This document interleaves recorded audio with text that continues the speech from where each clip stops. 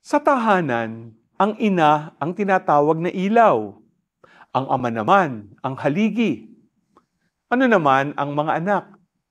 Ang mga anak ang kagalakan ng tahanan. Sa kanila magmumula ang saya na makakapawi sa pagod ng kanilang mga magulang.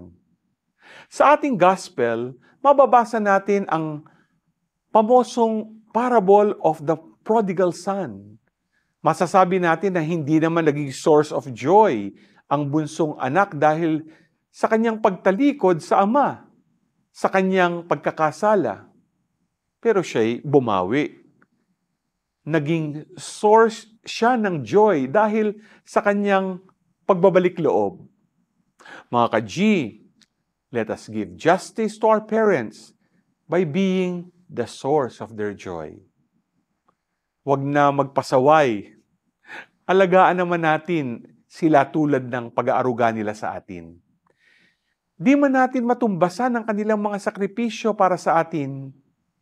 Tingin ko, sapat na lumago tayo na puno sa pag-ibig na binahagi nila. G ka ba?